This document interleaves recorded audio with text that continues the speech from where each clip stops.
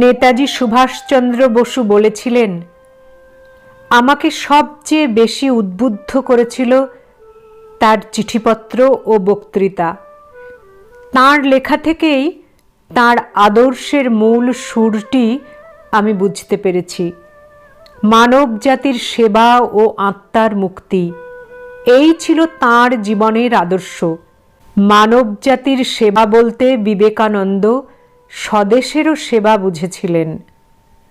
স্বামী বিবেকানন্দ এবং তাঁর বাণী সব সময়ের জন্য বর্তমান। তাঁর ভাবনা, তাঁর যুক্তি, তাঁর কথা কখনো অতীত হতে পারে না। তাঁর বক্তব্য, তাঁর বাণী নতুন নতুন দৃষ্টিকোণ থেকে পর্যালোচনা করা হচ্ছে। বর্তমান সময়ের নৈরাশ্যের অন্ধকারে তাঁর বাণী সকলকে জীবন সংগ্রামে উদ্বুদ্ধ করবে। বর্তমানে জাতির এই সংকট মুহূর্তে স্বামীজির ভাবাদর্শই পারবে প্রকৃত পথের সন্ধান দিতে এবং এক আলোক উজ্জ্বল পথের সন্ধান দিতে। আজ আপনাদের জন্য তাঁর কিছু বাণী। 1.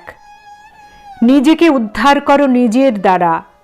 নিজেকে ডুবতে দিও না কখনো, কারণ তুমিই তোমার পরম বন্ধু, আবার তুমিই তোমার চরম শত্রু। 2. বিশ্বাস বিশ্বাস বিশ্বাস। নিজের উপর বিশ্বাস, ঈশ্বরের বিশ্বাস, ইহাই উন্নতি লাভের একমাত্র উপায়। যদি তোমার পুরাণের 33 কোটি দেবতা এবং বৈদেশিকরা মধ্যে মধ্যে যে সকল দেবতার আমদানি করিয়াছে তাহার সবগুলিতেই বিশ্বাস থাকে, অথচ যদি তোমার আত্মবিশ্বাস না থাকে তবে তোমার কখনোই মুক্তি হইবে না। 3. পৃথিবীর ইতিহাস কয়েকজন আত্মবিশ্বাসী মানুষেরই ইতিহাস। সেই বিশ্বাসই ভেতরের দেবত্ব জাগ্রত করে। তুমি সব কিছু করিতে পারো। অনন্ত শক্তিকে বিকশিত করিতে যথাচিত যত্নবান হও না বলিয়াই বিফল হও। যখনই কোনো ব্যক্তি বা জাতি আত্মবিশ্বাস হারায় তখনই তাহার বিনাশ হয়। 4. যে নিজেকে বিশ্বাস করে না সেই নাস্তিক। প্রাচীন ধর্ম বলিত যে ঈশ্বরে বিশ্বাস করে না সে নাস্তিক। নতুন ধর্ম বলিতেছে যে নিজেকে বিশ্বাস করে না সেই নাস্তিক। 5. কখনো ভাবিও না আত্মার পক্ষে কিছু অসম্ভব। এইরূপ বলা ভয়ানক নাস্তিকতা। যদি পাপ বলিয়া কিছু থাকে তবে আমি দুর্বল, ওরা দুর্বল, এরূপ বলাই একমাত্র পাপ। 6. তুমি যাহা চিন্তা করিবে তাহাই হইয়া যাইবে। যদি তুমি নিজেকে দুর্বল ভাবো তবে দুর্বল হইবে, তেজস্বী ভাবিলে তেজস্বী হইবে। 7. মানুষকে সর্বদা তাহার দুর্বলতার বিষয়ে ভাবিতে বলা তাহার দুর্বলতার প্রতিকার নয়, তাহার শক্তির কথা স্মরণ করিয়া দেওয়াই প্রতিকারের উপায়। 8. হে আমার যুবক বন্ধুগণ, তোমরা সবল হও। তোমাদের নিকট ইহাই আমার বক্তব্য। গীতা পাঠ অপেক্ষা ফুটবল খেলিলে তোমরা স্বর্গের আরও নিকটবর্তী হইবে। আমাকে অতি সাহসপূর্বক এই কথাগুলি বলিতে হইতেছে, কিন্তু না বলিলেই নয়। আমি তোমাদিগকে ভালোবাসি। আমি জানি পায়ে কোথায় কাঁটা বিঁধিতেছে। আমার কিছু অভিজ্ঞতা আছে। তোমাদের বলি, তোমাদের শরীর একটু শক্ত হইলে তোমরা গীতা আরও ভালো বুঝিবে। 9. জীবনের পরম সত্য এই, শক্তিই জীবন, দুর্বলতাই মৃত্যু। শক্তি সুখ ও আনন্দ, শক্তি অনন্ত ও অবিনশ্বর জীবন, দুর্বলতায় অবিরাম দুঃখ ও উদ্বেগের কারণ, দুর্বলতায় মৃত্যু। 10. সাফল্য লাভ করিতে হইলে প্রবল অধ্যবসায়, প্রচণ্ড ইচ্ছাশক্তি থাকা চাই। অধ্যবসায়শীল সাধক বলেন, আমি গণ্ডূষে সমুদ্র পান করিব, আমার ইচ্ছা মাত্র পর্বত চূর্ণ হইয়া যাইবে। এইরূপ তেজ, এইরূপ সংকল্প আশ্রয় করিয়া খুব দৃঢ়ভাবে সাধন করো, নিশ্চয়ই লক্ষ্যে উপনীত হইবে। কেবল খাইয়া পড়িয়া মূর্খের মতো জীবন যাপন অপেক্ষা মৃত্যুও শ্রেয়। পরাজয়ের জীবন যাপন অপেক্ষা যুদ্ধক্ষেত্রে মরা শ্রেয়। 11, যে যা বলে বলুক, আপনার গোয়ে চলে যাও, দুনিয়া তোমার পায়ের তলায় আসবে, ভাবনা নেই। বলে একে বিশ্বাস করো, ওকে বিশ্বাস করো। বলি প্রথমে নিজেকে বিশ্বাস করো দেখি, নিজের উপর বিশ্বাস রাখো। সমুদয় শক্তি তোমার ভিতরে, এইটি জানো এবং ওই শক্তি অভিব্যক্ত করো। 12, সাহস অবলম্বন করো। আমার দ্বারা ও তোমাদের দ্বারা বড় বড় কাজ হইবে, এই বিশ্বাস রাখো। ভগবান বড় বড় কাজ করিবার জন্য আমাদিগকে নির্দিষ্ট করিয়াছেন, আমরা তাহা করিব। 13, নীতিপরায়ণ ও সাহসী হও। হৃদয় যেন সম্পূর্ণ শুদ্ধ থাকে। সম্পূর্ণ নীতিপরায়ণ ও সাহসী হও। প্রাণের ভয় পর্যন্ত রাখিও না।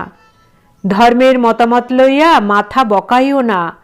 কাপুরুষেরাই পাপ করিয়া থাকে, বীর কখনো পাপ করে না, মনে পর্যন্ত পাপ চিন্তা আসিতে দেয় না। 14, সকলকে গিয়ে বলো, ওঠো, জাগো, আর ঘুমিও না। সকল অভাব, সকল দুঃখ ঘুচাবার শক্তি তোমাদের নিজের ভিতরে আছে, একথা বিশ্বাস করো, তাহলেই ওই শক্তি জেগে উঠবে। 15, বলো, আমি যে কষ্ট ভোগ করিতেছি তাহা আমারই কৃতকর্মের ফল। ইহা দ্বারা প্রমাণিত হয় যে আমা দ্বারাই এই দুঃখ কষ্ট দূরীভূত হইবে। আমি যাহা সৃষ্টি করিয়াছি তাহা আমিই ধ্বংস করিতে পারি। অতএব ওঠো, সাহসী হও, বীর্যবান হও, সব দায়িত্ব নিজের উপর গ্রহণ করো। জানিয়া রাখো, তুমিই তোমার অদৃষ্টের সৃষ্টিকর্তা। তুমি যে শক্তি ও সহায়তা চাও তাহা তোমার ভিতরেই রহিয়াছে। 16, পরোপকারী ধর্ম, পরপীড়নই পাপ। শক্তি ও সাহসিকতায় ধর্ম, দুর্বলতায় কাপুরুষতায় পাপ। স্বাধীনতায় ধর্ম, পরাধীনতায় পাপ। অপরকে ভালোবাসায় ধর্ম, অপরকে ঘৃণা করাই পাপ। ঈশ্বরে ও নিজ আত্মাতে বিশ্বাসী ধর্ম, সন্দেহই পাপ। অভেদ দর্শনই ধর্ম, ভেদ দর্শনই পাপ। 17, অপরের নিকট ভালো যাহা কিছু পাও শিক্ষা করো, কিন্তু সেইটি লইয়া নিজেদের ভাবে গঠন করিয়া লইতে হইবে। 18, দুইটি জিনিস হইতে বিশেষ সাবধান থাকিবে, ক্ষমতাপ্রিয়তা ও ঈর্ষা। সর্বদা আত্মবিশ্বাস অভ্যাস করিতে চেষ্টা করো। 19, শিক্ষা হচ্ছে মানুষের ভিতর যে পূর্ণতা প্রথম থেকেই বিদ্যমান তারই প্রকাশ। ধর্ম হচ্ছে মানুষের ভিতর যে ব্রহ্মত্ব প্রথম থেকে বিদ্যমান তারই প্রকাশ। মনকে রাশি রাশি তথ্য দিয়া ভরিয়া রাখার নাম শিক্ষা নয়। মনরূপ যন্ত্রটিকে সুষ্ঠুতর করিয়া তোলা এবং উহাকে সম্পূর্ণ বশীভূত করা, ইহাই হইল শিক্ষার আদর্শ। 20, আমার কথা যদি শোনো তবে তোমাকে আগে তোমার ঘরের দরজাটি খুলে রাখতে হবে। তোমার বাড়ির কাছে, পাড়ার কাছে কত অভাবগ্রস্ত লোক রয়েছে, তোমায় তাদের যথাসাধ্য সেবা করতে হবে। যে পীড়িত তাকে ঔষধ পথ্য জোগাড় করে দিলে এবং শরীরের দ্বারা সেবা শুশ্রূষা করলে। যে খেতে পাচ্ছে না তাকে খাওয়ালে। যে অজ্ঞান তাকে তুমি যে এত লেখাপড়া শিখেছ মুখে মুখে যত দূর হয় বুঝিয়ে দিলে। আমার পরামর্শ যদি চাও বাপু, তাহলে এইভাবে যথাসাধ্য লোকের সেবা করতে পারলে তুমি মনের শান্তি পাবে।